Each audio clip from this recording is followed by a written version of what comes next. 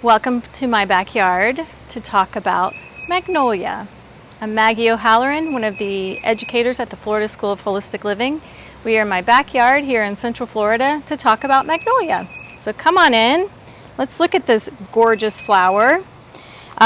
Cucumber Magnolia, Southern Magnolia, which is this one, Magnolia grandiflora. Sweet Bay is another variety that we have here in the south. These are native to East and Southeast Asia, the southern parts of North America, and some of South America.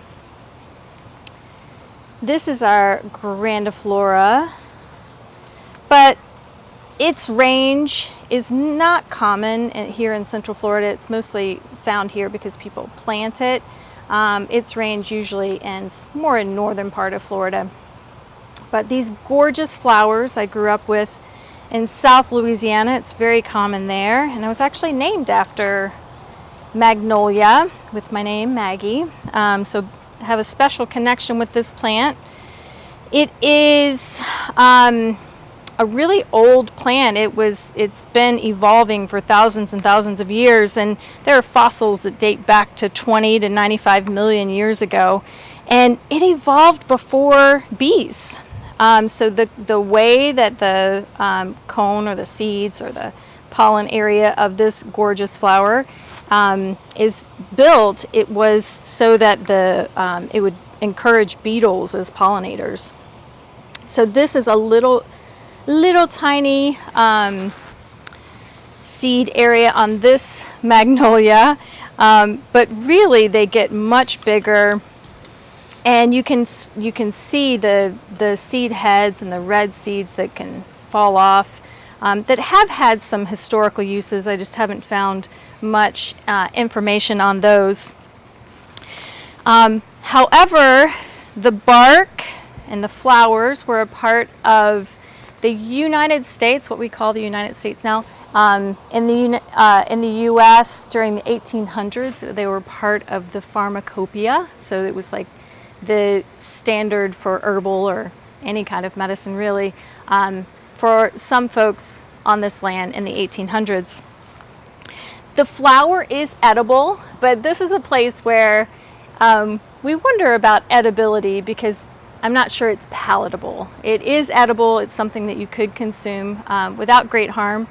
The only real known contraindications for Magnolia at all are avoiding pregnancy. It's contraindicated there. And some traditional herbalists, like Maud Greaves, suggest avoiding Magnolia for any inflammatory conditions, like if you are prone to be inflamed.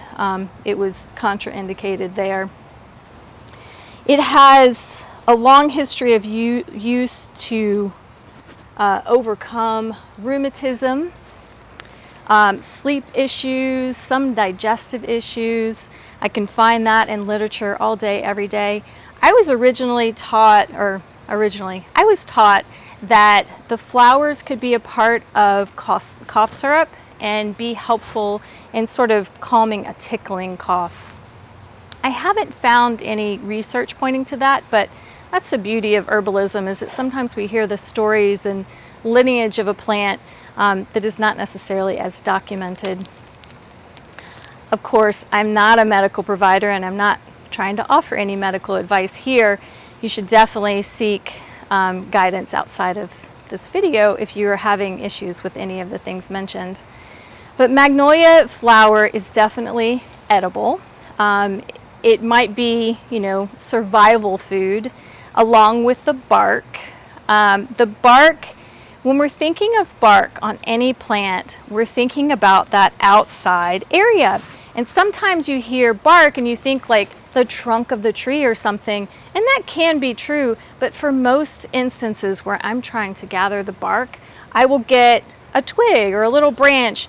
And I actually gratefully harvested these branches from a neighbor's tree that maybe kids were climbing or something, and so they had just recently been broken, so the tree really wanted me to go ahead and give it a nice clean snip at the trunk and take the branch, and I could use that for our purposes today without harming the tree. I was actually helping the tree by giving it a nice clean break. Trees really prefer a nice clean break whenever you are harvesting anything from flower to twigs to branches to even leaves. They want a really nice clean break. Much like people, if I have a nice clean cut on my skin, it makes it really easy for someone to stitch it up and it to heal really quickly. But if I have, a gnarly cut done by a serrated or rusty knife or something, it's more prone to infection, or bacteria is more likely to get inside and cause me trouble. And that's true for plants as well.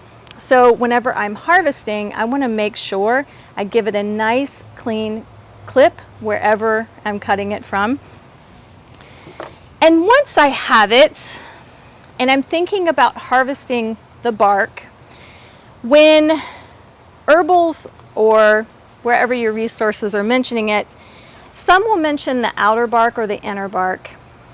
For a pine tree, it's really easy to see the outer bark. They're the big chunks that you can just pull off. But for other trees, I'll show you. You can cut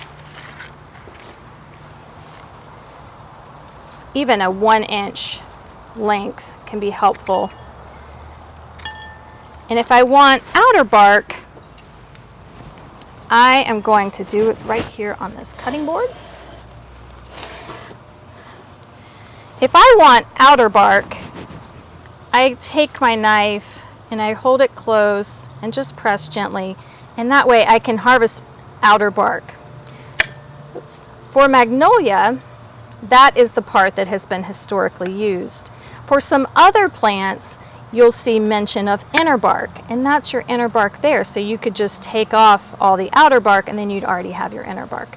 But for Magnolia, the historical uses as a diaphoretic, a tonic, a laxative, anti-tumoral, antimicrobial, we're talking about that outer bark.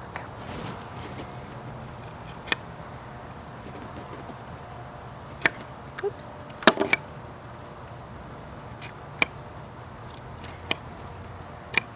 And I would just continue that, and really a nice sharp knife is your best tool there. And I would continue that until I had what I needed. If I were making tea, that would be 1 teaspoon per cup. If I was making tea, for Magnolia, I mostly work with it as tincture. And although it has these wonderful gastrointestinal historical uses and even the cough remedies that I mentioned before, where I mostly use Magnolia is more around sleep.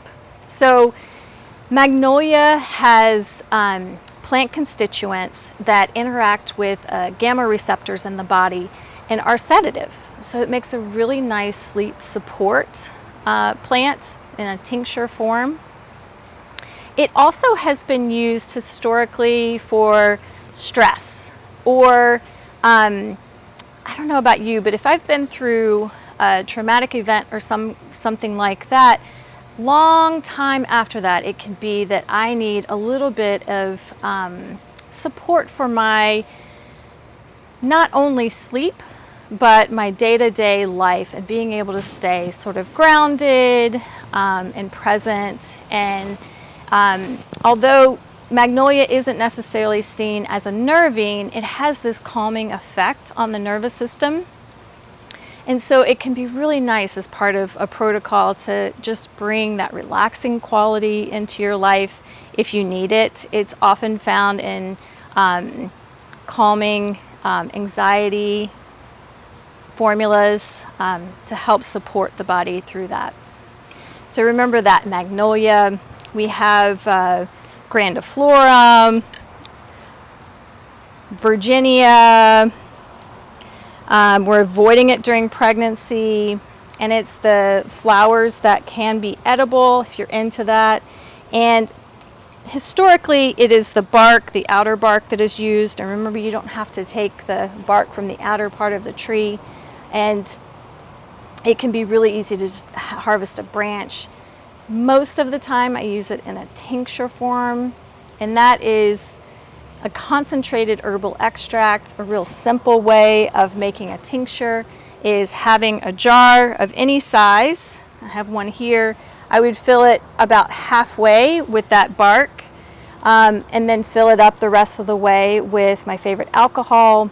You want at least 40% alcohol, and then you cover it, label it, shake it every day, and then you have that wonderful Magnolia tincture that you could use for gastrointestinal purposes or antimicrobial purposes, but really I often experience it in my life for that sleep aid.